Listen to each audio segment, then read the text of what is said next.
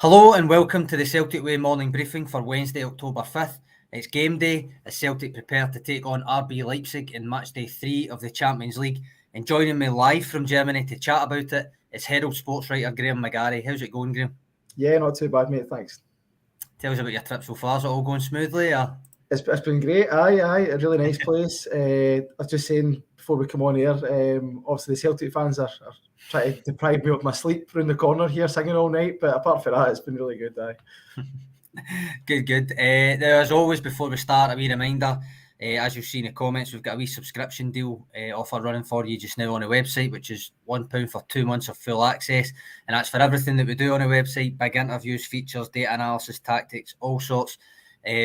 Up on the other day, we've got myself and Aidan's predicted lineups. We'll come to a predicted lineup properly later on with Graeme, get his thoughts on it. But just in general, if you want to go on, give us a shot. It's £1 for 2 months. The link is in the comments, but it's www.celticway.co.uk/subscribe. Now, Graeme, you'll be happy to know I'm not going to bring up the TV deal this time. Instead, I'll start by asking you not about RB Leipzig, but about Jock Stein. Ange Postecoglou dedicated quite a bit of time in his chat with you about the great man. It's 100 years since his birth today. Tell us a bit about what Ange was saying about him, because it was really quite interesting, heartfelt stuff, wasn't it?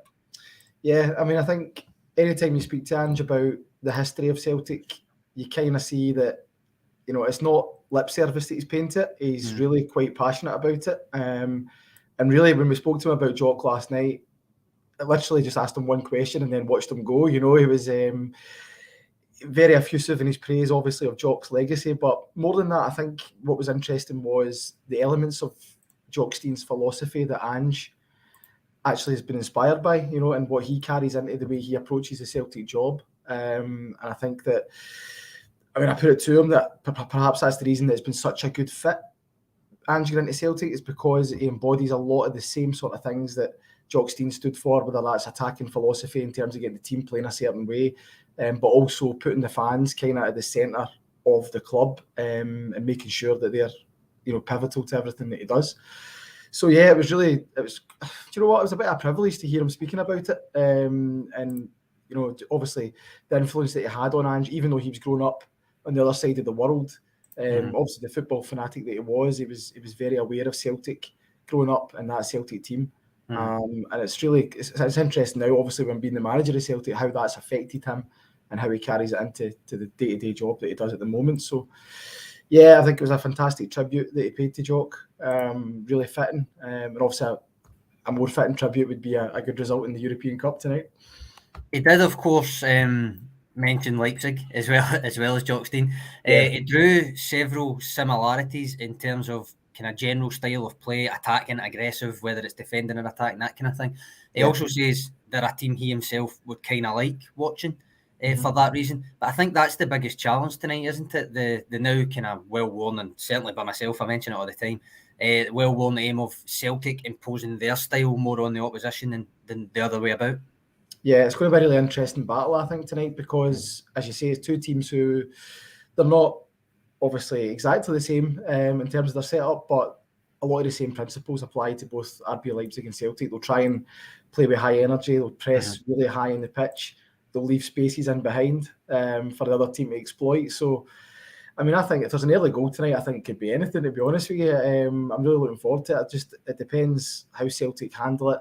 Obviously, there's a few personnel issues in terms of the defence, of course. But I think if Celtic start on the front foot and really go out and attack RB Leipzig, they can certainly be got at. You know, I think there's definitely goals there for Celtic tonight. It's just a matter of kind of keeping them out at the other end, because I think Leipzig, after a kind of shaky start to the season, they've sort of refound their mojo a wee bit. I thought they were good at the weekend. And that kind of high energy, explosive style that they've got is kind of returning again. So yeah, I mean, it's hard to know what to expect, but in my book, I think it's going to be a really entertaining game, and I think it's going to come out who can outgun who rather than who can.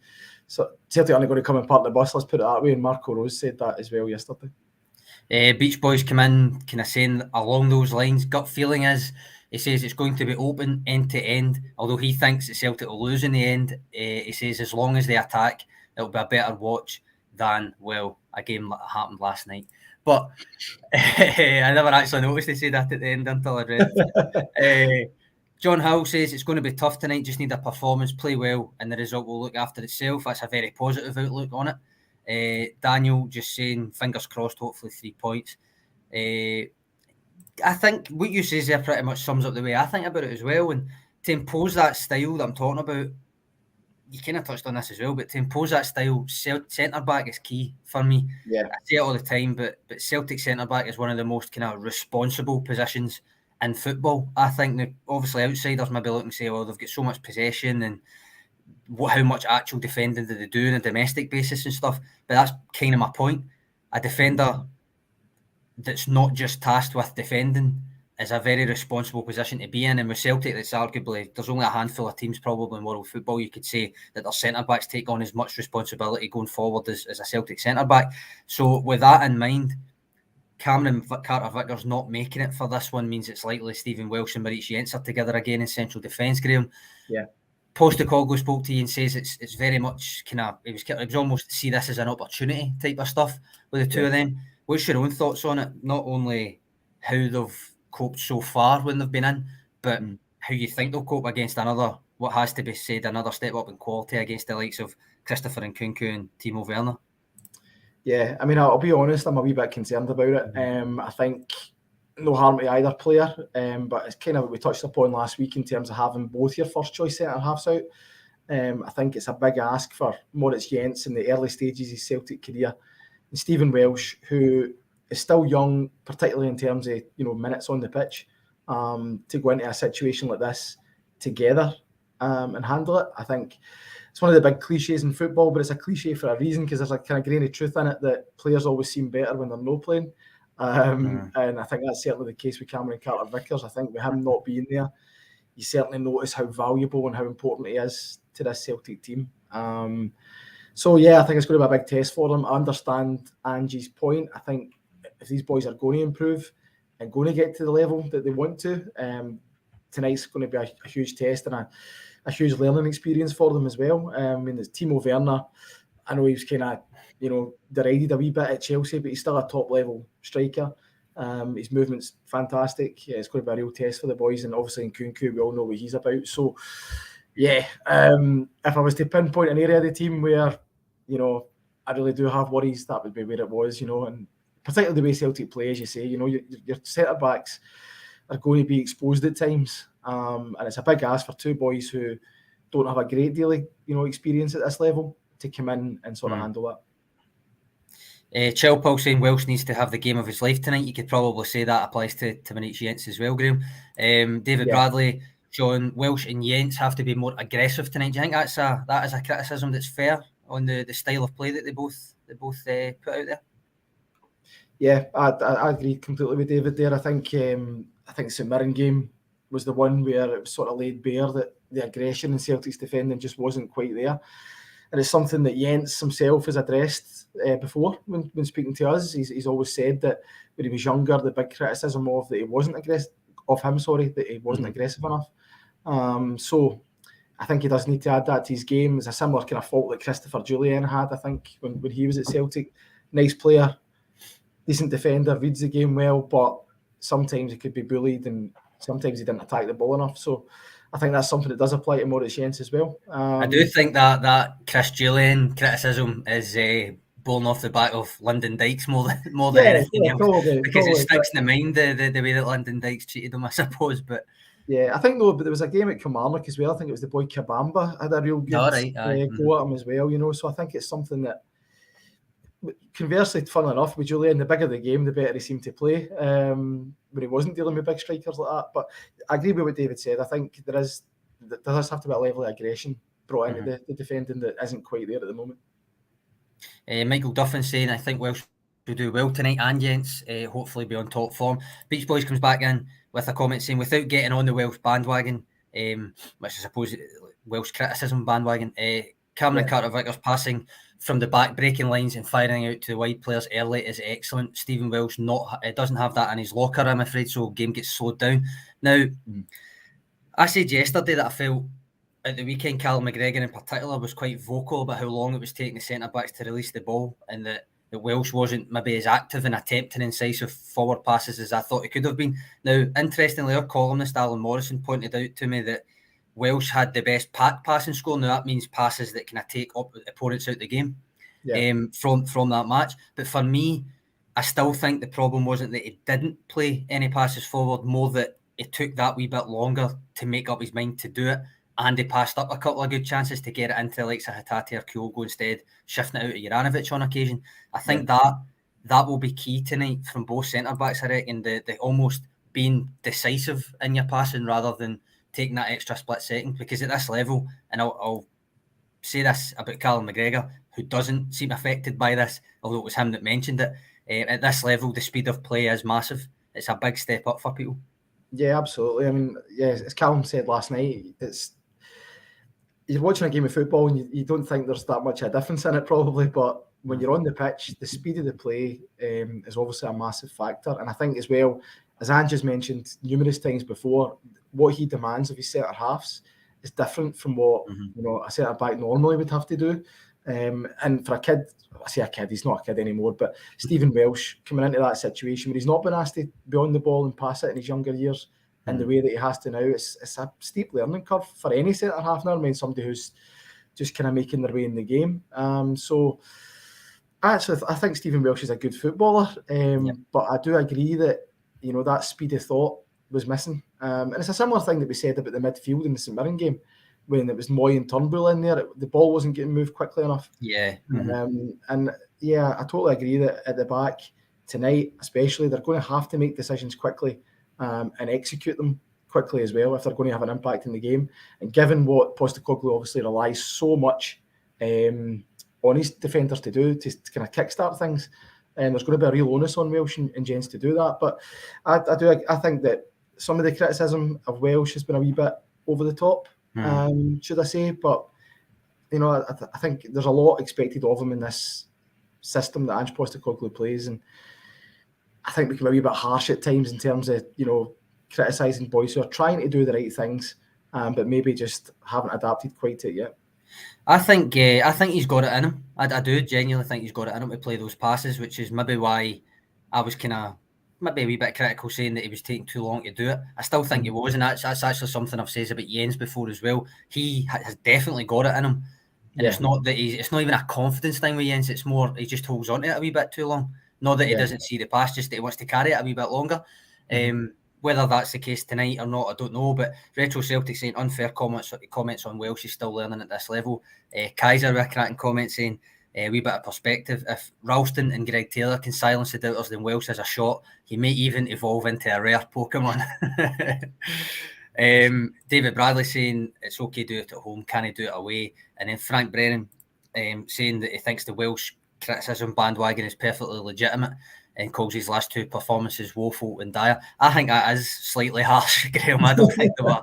I think the St Mirren game, certainly there was bigger criticism could be made, but the Motherwell game, I don't think he was actually troubled all that much, despite the fact that for that Callum McGregor red, which I'll come on to in a minute because I want to get your thoughts on it, he wasn't maybe far enough over. I still don't think ultimately he was the culpable one for that. I still think it was Hatate's hospital pass, but I don't think I would agree with Frank there that his last performance certainly was woeful and dire. I mean, I think that is a wee bit harsh from Frank there, but I think St Mirren game, it wasn't alone, it wasn't his fault that Celtic lost that game, everybody was off it. And in the Motherwell game, I tend to agree. I don't think Motherwell really troubled Celtic that much in defence. The goal comes from an absolute rick from Josip Juranovic, and apart from the red card, Motherwell didn't really have any kind of clear-cut chances. But I guess if you're judging them in terms of building up Celtic's play in that game, then that's probably where the criticism could lie. But I do agree. I mean, listen, it's all about opinions, but Stephen Welsh, fourth choice centre back? I think he's doing a decent job at the moment, and I think he's got a lot of improvement in him, which is I think the point you were trying to make, Sean. Yeah, for me, game time as well. At the start of the season, I thought there's a good case could have been made to maybe loan him out. It became obvious very quickly. Ange Postecoglou saw him as part of his rotation at centre back, even though I still don't think he'll rotate that much when everybody's fit. So I suppose it's the same kind of same logic as Mikey Johnston, except maybe to a lesser extent, because Welsh did get a lot of game time in the first half of last season. In terms of actual minutes in the legs, can you really say that Welsh is 22 years? Probably not. Yeah. Do you know what I mean? So Frank Kennedy saying, is somebody locked Tony in his wardrobe? Tony will be back soon enough. I don't know what he gets up to in his week off. He might very well be in that wardrobe. Who knows? But he'll be back soon enough, back in the next couple of days. Don't worry about that. As an aside, Graeme, we kind of touched on it there. I do want to get your opinion on it. We had a lengthy chat about it on here on Monday, me and Aidan. Yeah. Postecoglou appears to have changed his mind about the Callum McGregor red against Motherwell after seeing it back. He said at the time he thought maybe Welsh was covering, and he told you yesterday that they won't appeal it because he thinks it was actually the right decision seeing it back. Is that right? Yeah. Actually, I didn't expect him to be quite as forthright in terms of saying it was such a reasonable decision, but I can see where he's coming from. I've got to be honest. I think at the time, to the naked eye, I thought Welsh was quite close to the Motherwell player going through, Ross Tierney. But I think what kills it is Joe Hart's positioning, because he's so far out his goal. I think you can reasonably argue that the Motherwell player had a chance of scoring. You know, it's an obvious goal scoring opportunity, even if, because he's got to the ball first. Even if Welsh then gets across, I think he's still got a shooting opportunity there. The keeper in a bad position. So I think that's probably what's killed Callum's chances and appealing that one anyway. Nah, I thought it was a red eye. I watched. I had the benefit though of watching it back again a couple of times before I come on in the briefing in the Monday and stuff. Yeah. I thought, as I said, Monday there was a good few decisions I could take issue with from the officials, but not that one. And I think I don't think Callum McGregor would take issue with it, and he doesn't because he kind of spoke to us about that as well, didn't he? Yeah, it was a sacrifice, and he knew it was going to happen when he done it, but it was worth the sacrifice to avoid a 2-2. Aye, I mean, it was like, listen, it's a good ruthless bit of play, if you want to say that, because it's a terrible pass from Hatate, you know, at the end of the day. Rio, I think it was obviously his fault. You saw how angry McGregor was with him at the time, and how apologetic Hatate was, because he knew that he'd made a rick.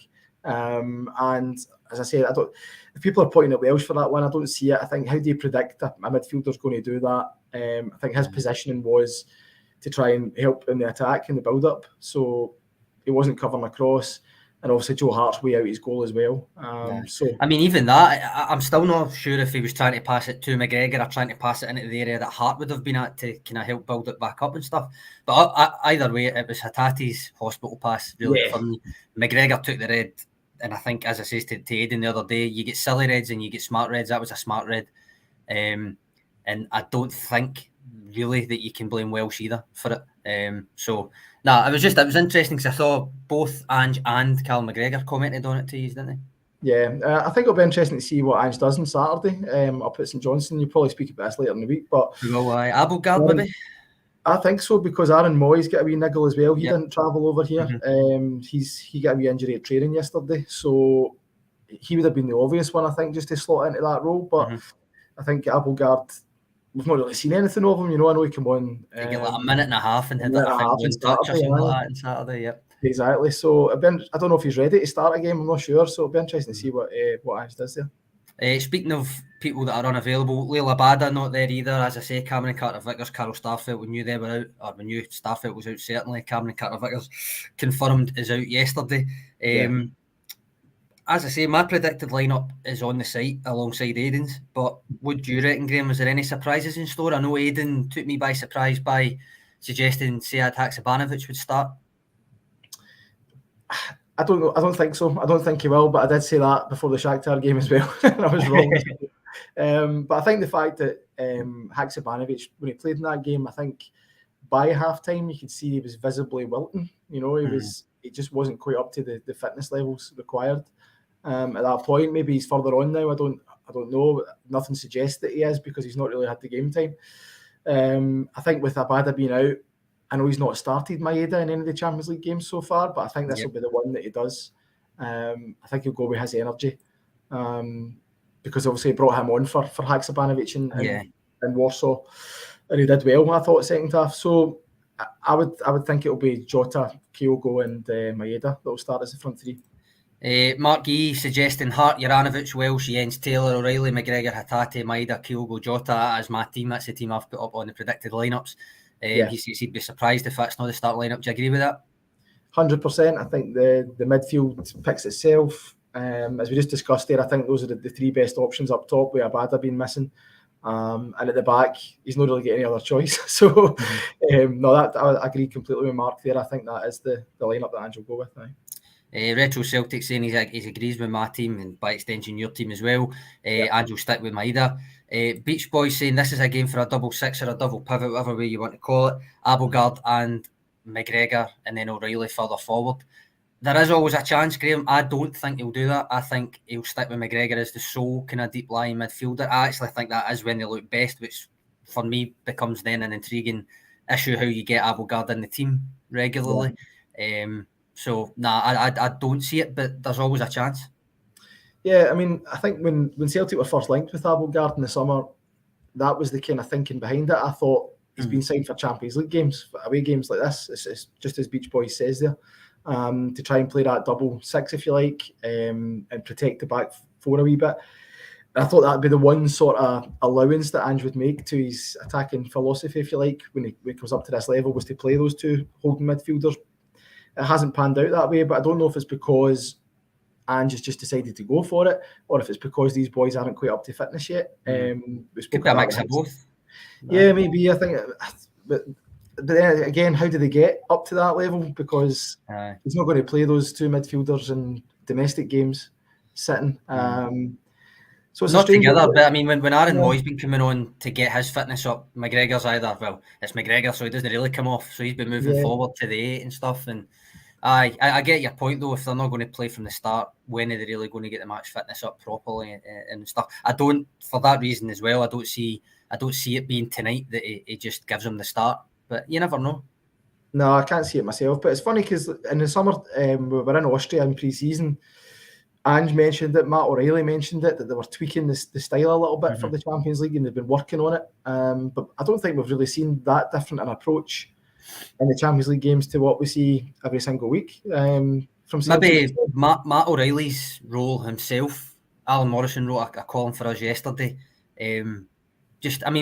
Most people have kind of noticed this season, especially in the Champions League, off the ball, Celtic are kind of 4-4-1-1 or a 4-4-2 with Matt O'Reilly really quite high. Yeah. Alan noticed that it's starting to happen domestically the last couple of games, specifically the Motherwell game, and it's probably no surprise that O'Reilly had his least effective game in domestic football when he was kind of doing that role where he was almost, Alan kind of likened it to his stats were almost like a striker stats, fewer touches, closer to the box, more touches in the box, but not as involved, deeper. And the thing that sprung into my mind was that potentially a kind of European-esque tactic that is just taking root in domestic football as well now, because you notice it against Real Madrid especially, that Matt O'Reilly was that guy that would be the one or the two, one of the two, if you know what I mean, going further up. So that's where I would say there's maybe been a tweak. Whether it's successful or not, I think it's too early to say. Alan, he posits in that article, domestically, it's not worth the territory that O'Reilly gains staying higher up when you're not getting him on the ball in the dangerous areas that he's used to, that kind of thing.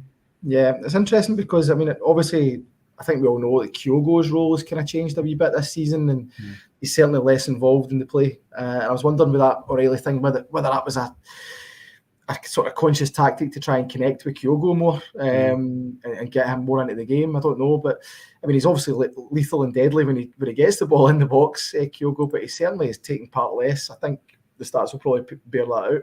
And I wondered whether, as I say, if O'Reilly was, put in that position to try and help out getting in touch with Kyogo. But yeah, I mean, the thing about O'Reilly is I have noticed that he's a wee bit less involved, I guess. In the midfield in the last few games, but when he is involved, he's still got huge quality. I wouldn't say it's affected them all that much. So yeah, it'll be interesting to see how he sets up the midfield tonight and whether that's a feature that's going to continue.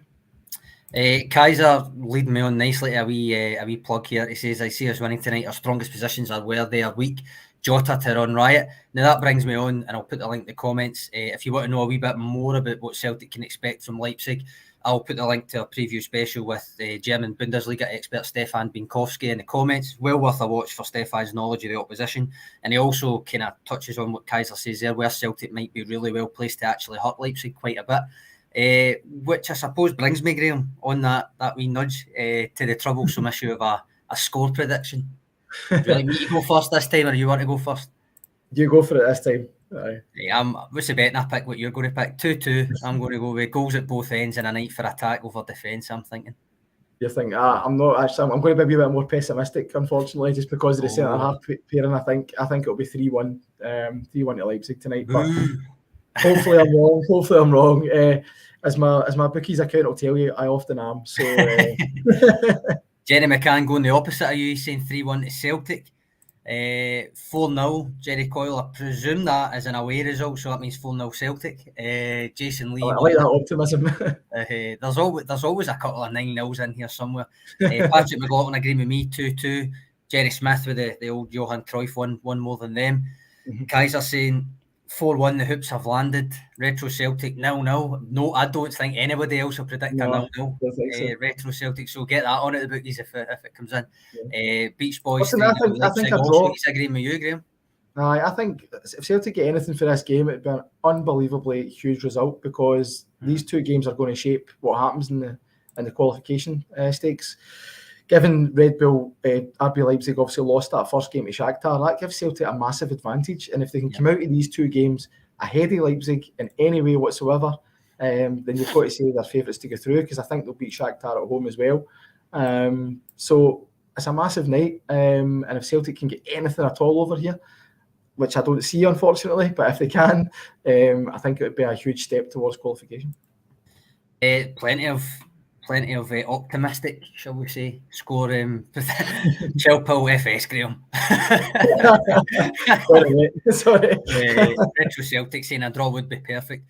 As I said to Aidan yesterday, you're kind of hoping Real Madrid just go on a tear until Celtic go to the Bernabeu and making it in Celtic's own hands at that point, isn't it? Yeah, I mean, I think the way that the group has actually unfolded has really worked in Celtic's favour. And the fact they could go to the Bernabeu with a chance that no other team will have, I don't think, in the group. Because by that time, hopefully Real Madrid have ran away with it and they've got nothing to play for. And listen, it's still not going to be easy, because the Real Madrid reserves, it'll be boys coming in with a point to prove and try to make an impact, so it'll not be easy by any stretch of the imagination, but it gives them a chance that if they do need something in that game, they very well could get it. But as I said, by that time, Celtic could very well be qualified anyway, if they can get through these two games in the right side of the results. On that positive note, I think, Graeme, we're running another Celtic top.